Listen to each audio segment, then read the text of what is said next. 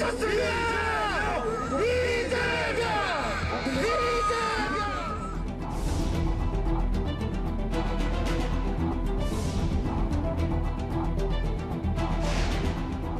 작습니다. 쫄았습니까? 조용히 하세요. 쉣! 오늘 이 자리는 역사에 기록될 것입니다.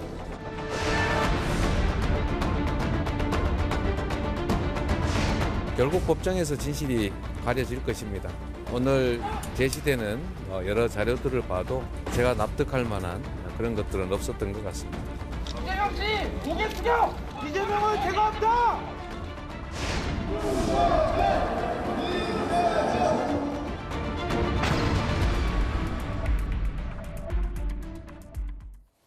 예, 보신 그대로죠. 이재명 대표가 성남 FC 후원금 의혹 관련 조사를 받고 어젯밤 12시간 만에 집으로 돌아갔습니다. 티타임 관례도 거절했던 이재명 대표인데 그런데 12시간 동안 검찰과 이 대표 사이에 오고 간 대화가 별로 없었던 듯합니다. 늦은 시간까지 관심 가져주신 우리 언론인 여러분 고맙습니다. 충실하게 설명할 건 설명했고 어차피 답은 정해져서 고개 숙여! 이재명은 죄가 없다! 뒷거지를 듣고 마라! 기소할 것이 명백하고 또 조사 과정에서도 그런 점들이 많이 느껴졌습니다. 결국 법정에서 진실이 가려질 것입니다. 제시되는 여러 자료들을 봐도 제가 납득할 만한 그런 것들은 없었던 것 같습니다. 제가 납득할 만한 것은 없었다. 어제 12시간 동안 진행이 됐던 조사실로 한번 다시 들어가 볼까요?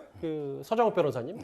여러 보도를 저희가 한 그래픽에, 한 화면에 종합을 해봤는데 더 상세히 설명할 거 없다. 서면 진술서 내용으로 내가 가름하겠다라는 게 이 대표 얘기였고 실제로 오후 6시에는 무조건 나가겠다고 이 대표 측이 얘기했다.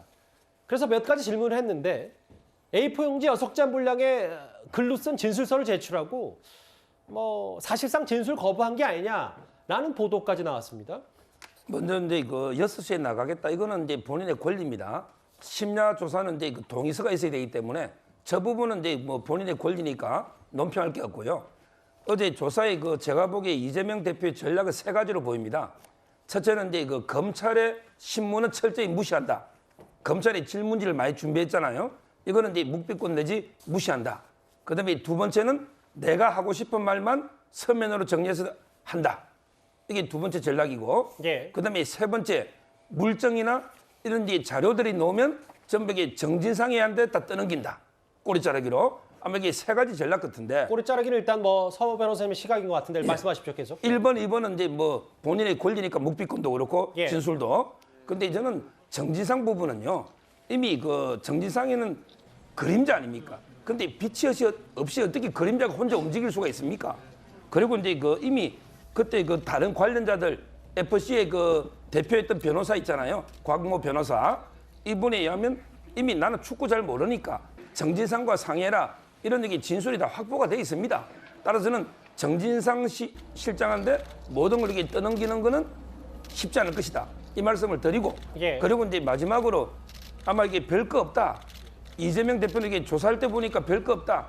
저는 이게 2가지가 문제인 게요. 본인이 아마 이게 과잉 자신감 때문에 진짜 중요한 게 있어도 별거 없다고 할 수도 있고. 예. 근데 실제 제가 재판을 해보니까요. 저도 이게 관련 재판 해봤잖아요. 대장도. 해보니까 저도 검찰이 입회할 때는 없던 게 재판할 때는 이게 노더라고요. 요즘 여기 검찰들이 결정적인 서먹힌 거는 굳이 검찰 단계에서 제시 안 합니다. 예. 왜냐하면 이게 제시해봤자 다 이게 방어 준비하고 또 이게 대비할 거 아닙니까? 중요한 건 재판에서 나온다. 예. 오히려 재판에서 증거 깜짝 노는 이런 경우 상당히 많기 때문에 그건 지켜봐야 됩니다.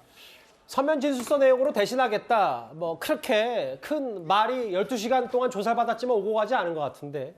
그래서 나오는 얘기가 일부에서는 카메라 앞에서 이 대표가 한 말이 훨씬 더 많다는 검찰 관계자 얘기 이런 보도가 나왔고 사실상 진술 거부했다. 그랬더니 곧바로 민주당에서는 어제 저녁쯤에 진술 거부 보도는 사실이 아니다.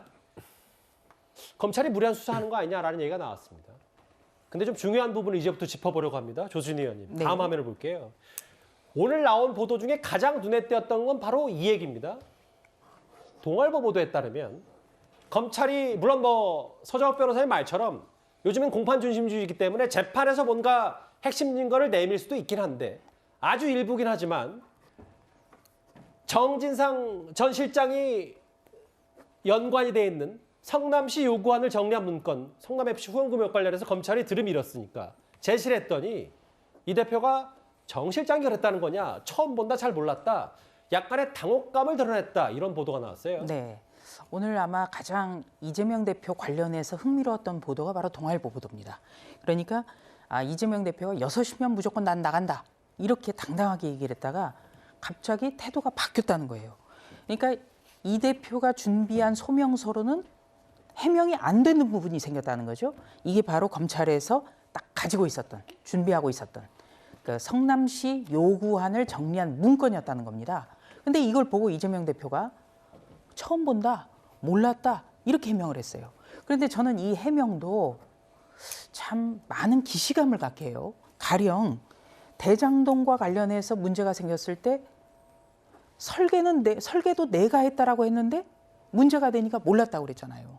그리고 또 그 김문기 씨 같은 경우에도 계속 몰랐다고 했다가 나중에 9박 10일 동안 함께 여행 가고 골프 친 사실까지 드러났단 말이에요. 이런 걸 아는 상황에서 나는 몰랐다, 정진상이 그랬냐, 처음 본다, 이런 해명이 석연치가 않다. 저는 이렇게 진단합니다.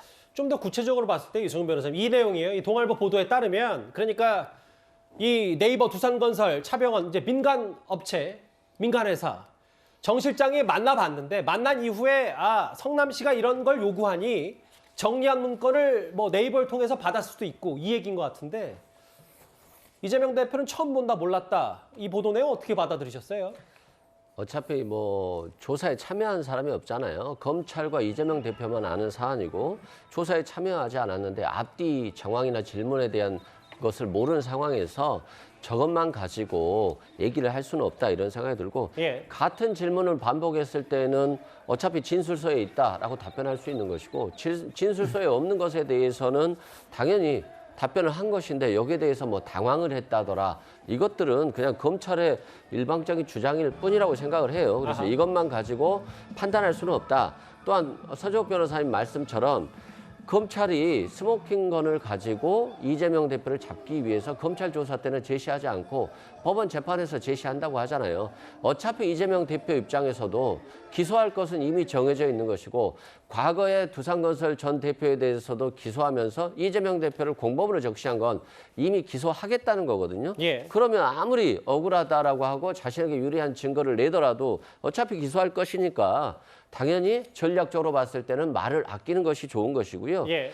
우리가 법치주의라고 하잖아요. 윤석열 대통령과 한동훈 장관이 가장 중요시하는 게 법치주의고, 법치주의에 따라서 한동훈 장관도 자신의 휴대폰의 비밀번호를 열지 않았듯이 무죄 추정의 원칙인 거예요. 그래서 검찰이 너무 유죄 확증 편향을 가지고 조사를 하다라고 보면은 이 무죄 추정의 법치주의가 깨지는 것이기 때문에 어떤 검찰 피신의 증거 능력도 부동의하면 증거 능력이 없어서 검찰 피신에 큰 의미는 없다고 보여지고요. 앞으로 검찰이나 또 이재명 대표나 법정에서 확연하게 열심히 싸울 것으로 보여져서 그 결과를 좀 지켜보면 될 것 같습니다. 그러니까 이 변호사님 말씀은 어차피 재판에서 다툴 거기 때문에 이런 검찰이 뭐 일단 새롭게 증거를 제시했다고 하더라도 이 대표가 심적으로 진짜 흔들렸든 안 흔들렸든 그게 중요한 게 아니라 뭐 이런 진술을 어느 정도 거리를 둘 필요가 있다, 이 대표 측에서는 뭐 이 말씀을 하시는 거죠? 그렇습니다. 검찰이나 이재명 대표 입장에서나 서로 자신이 가지고 있는 카드는 제시하지 않는 거죠. 그래서 법정에서 다투겠다. 검찰 피해자 신문조서도 부동의하면 전혀 증거 능력이 지금 현재는 없습니다. 알겠습니다. 공판 중심주의로 좀 뭔가 바뀌었기 때문에 그 말씀을 하시는 것 같은데, 정진상이 그랬다는 거냐, 처음 본다, 몰랐다, 이 발언을 한번 주목을 해보면 전직 성남FC 대표도요, 정진상 전 실장에 대해서 이렇게 언급한 바가 있었습니다. 화면을 잠시 보고 오겠습니다. 이재명 시장은 이제 그랬죠. 자기 축구 잘 모르니까 정진상 실장이랑 잘 의논해갖고 잘 운영하라고. 후원금 규모 자체가 불가능합니다. 몇 억 받으려고 그러면 진짜 한 6개월 이상 열심히 그냥 막 수시로 찾아가면서 그래야 금액 자체가 사실 저희 독자적인 어떤 영업으로 받을 수 있는 그런 금액이 아닙니다. 아유, 어떻게 이렇게 큰 금액 유치하셨어요? 했더니 다 그런 게 있어요. 딱 그거 한마디로 끝났어요. 아까 정진상이 그랬다는 거냐? 난 몰랐다. 만약 이 발언에만 국한해서 생각을 해보면 이재명 대표는 당시 시장은 자신은 축구 모르니까 정진상 실장과 상의라고 했다. 사실상 구단주 역할한 것처럼 보인다. 이 얘기가 그러면 뭐 성남FC 후원금은 다 정진상이 알아서 한 거다. 일종의 꼬리 자르기 아니냐는 지적도 있는데 이거에 대해서는 어떻게 받아들일까요? 그 부분이 좀 굉장히 중요한 문제인 것 같아요. 그러니까 이재명 대표는 시장 시절 그리고 경기도지사 시절에 굉장히 그 중요한 일 처리를 본인이 직접 하기보다는 남을 시켜서 해온 것 같아요. 예를 들어서 그 대장동 사업은 성남도시개발공사의 유동규 기획본부장을 통해서 그리고 쌍방울, 뭐 특히 대북 사업 관련해서는 이화영 평화부지사를 통해서 법인카드 유용은 그 배소연 사무관을 통해서 이렇게 남을 시켜서 해왔죠. 성남FC는 지금 이제 그 조금 전에 정진상이 그랬다는 거냐, 나는 잘 몰랐다 하는 것처럼 모든 거는 정진상의 책임이다 이렇게 아마 몰아가려고 하는 것 같아요.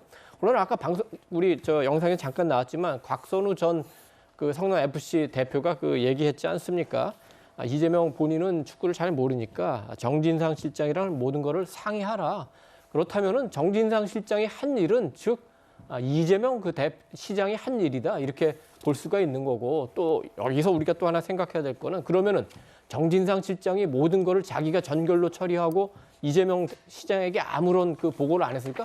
그럴 수는 없어요. 예를 들어 가지고 두산개발 그 병원 두산의 그 병원 부지를 그 상업 용지로 용도 변경하는 거라든지 네이버의 제2청사를 인허가하는 거는 그거는 정진상의 권한이 아니라 이재명 시장의 권한입니다. 근데 그걸 어떻게 보고를 안 하고 그걸 어떻게 정진상 실장에게 책임을 떠넘길 수 있겠습니까? 이 부분은 앞으로 이제 수사와 재판 과정에서 굉장히 논쟁이 되겠지만 저는 그 결코 이재명 시장, 이재명 도지사, 이재명 대표에게 유리한 논쟁은 아니라고 생각합니다. 저는 한 말씀만 드릴게요. 예. 성남FC 구단주는 성남시장이었어요. 예. 그리고 당시에 성남시장은 이재명 대표였지 정진상 씨가 아니었습니다.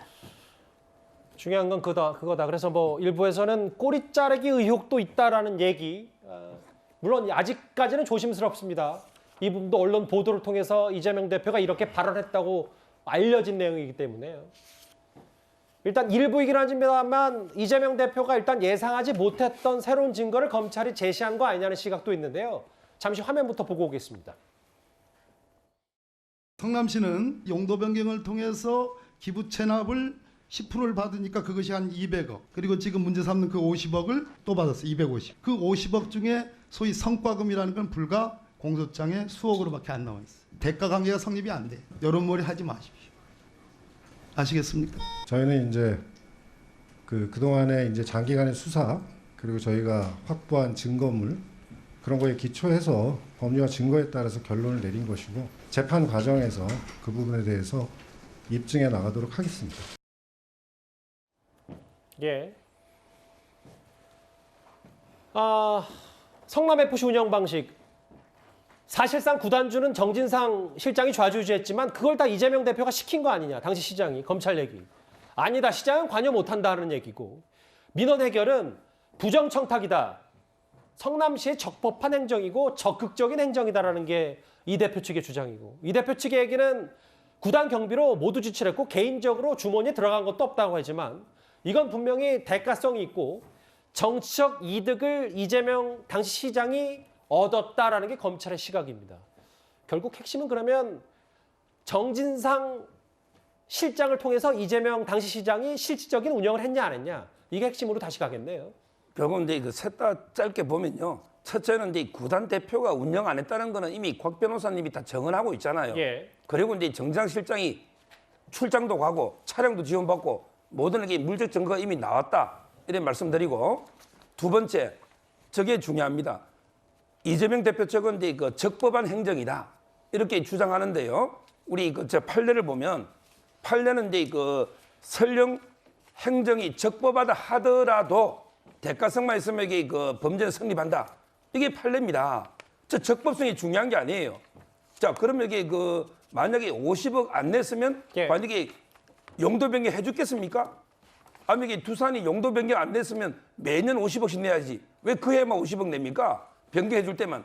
이게 대가성만 있으면 되는 거지. 예. 적법, 불법은 중요한 게 아니다. 잠시만요. 좀 중요한 부분. 서 변호사님 시각을 토대로 판례가 판례를 보면 성남시의 적법 행정, 적극적인 행정이라고 이재명 대표 측은 주장하지만 판례가 그렇지 않다는 말씀이십니까? 판례는 이제 이거 제가 요지만 말씀드리면 설령 행정이 적법하다 하더라도 예. 대가성이 있으면 범죄가 성립한다. 이게 판례거든요. 적법, 불법이 중요한 게 아니에요. 불법, 부당은 당연히 죄가 되고 두 번째 적법하다 하더라도 대가 관계에 있으면 성립한다. 이게 두 번째 반박이 되는 거고요. 예. 마지막으로 이제 그 사적 이익 있잖아요. 이것도 판례를 보면요. 판례는 범죄자와 제3자 사이에 이해관계가 없더라도 범죄는 성립한다. 이게 확고한 판례입니다. 예. 이해관계, 사적 이익, 이해관계 없어도 성립하는데 그런데 문제는 이재명 대표 거는요. 제가 보기에 사적 이익이 있어요. 그건 왜 그러냐면 이게 이재명 대표가 일화를 인수할 때 인터뷰가 있습니다. 인터뷰가. 어제도 저희가 했었죠. 정치적인 이득을 나는 얻었다. 정치인이다. 당연히 정치적 이득을 고려한다. 이게 얼마나 중요한 사적 이익입니까? 따라서 저는 판례는 사적 이익이 없어도 범죄가 되는데 사적 이익까지 있으니까 넉넉하게 저는 다 이게 범죄 인정된다고 보는 거예요. 어제부터 뭐 계속 넉넉하다는 표현을 쓰셨는데 단언할 수는 없습니다. 일단 이승훈 변호사님 판례 얘기를 서 변호사님 하셔서 실제로 뭐 저희가 박근혜 전 대통령의 이 미르재단 K스포츠재단 얘기는 워낙 많이 인용을 해서 일단 이건 접어두더라도 국민의힘 정창민 의원이 7년 전에 용인시장 시절에 부동산 업자에게 인허가 편의를 제공하고 지인이 토지를 싸게 넘겨받도록 한 혐의가 1심에서 징역 7년이 나왔다. 이것만 봐더라도 이재명 대표도 죄가 확실한 거 아니라는 판례는 어떻게 생각하십니까? 우리 서정호 변호사님 말씀 들으면 유죄가 확실한 것 같은데요. 변호사들이라든가 법조인들은 굉장히 의견이 분분해요. 그렇기 때문에 저게 지금 유죄가 안 되고 무죄라고 생각하는 것들은 공적 이익이라는 거예요. 이재명 대표가 한 푼을 받은 적이 없다. 그리고 제3자, 저기서 말한 저 화면에서 봤듯이 정찬민 의원 같은 경우는 토지를 싸게 불화받았는데 자신의 친형의 친구가 받은 거예요. 결국에는 제3자는 결과적으로는 본인이 받은 것과 같은 가치가 있는 거예요. 또 그리고 박근혜 전 대통령 한 푼도 안 받았습니다만 윤석열 대통령이 사실상 검찰총장 시절에 유죄를 만들어낸 거잖아요. 중앙지검장 시절에. 그건 뭐냐면 저 K스포츠 재단이나 미르 재단은 사실상 최서원 씨, 최순실 씨의 영향력을 끼치는 사적 단체라고 본 거예요. 그리고 또 과거에 공정거래위원장이 SK텔레콤과 관련해서 제3자 뇌물죄로 인정이 됐는데 그때도 본인이 어떠한 이익을 주고 제3자인 자신이 다니던 절에 10억 정도를 기부를 해줬어요. 예. 그러면 이 제3자도 자신의 사적인 이익이에요. 진경준 고검장이 과거에 대한항공을 통해서 일거리를 몰아줬는데 자신의 처남에게 멀어졌어요. 이만큼 제3자는 자신의 친인척 또는 자신이 잘 아는 기업들, 결과적으로 자신이 뇌물을 받은 것과 비슷한 취지인 거거든요. 그런데 성남FC는 이재명 대표께 아니에요. 성남시장 바뀌면 다른 사람이 구단주 되는 거예요. 예. 그래서 성남FC라고 하는 것은 공적 이익이고 결과적으로 성남FC가 광고비를 후원을 받지 못하면 성남 시민의 세금을 성남시에서 줘야 되는 거예요. 그래서 이 구조는 완전히 다르다는 측면에서 알겠습니다. 앞으로 대법원에서 또는 법원에서 이 판단들은 충분히 달라질 수 있기 때문에 결과를 지켜봐야 된다 말씀드립니다. 예. 결과는 당연히 지켜볼 텐데 두 변호사님의 시각이 180도 다르네요. 정창민 의원 얘기까지 소환이 됐고 제3자 뇌물죄 이제 많이 이해가 좀 되실 겁니다.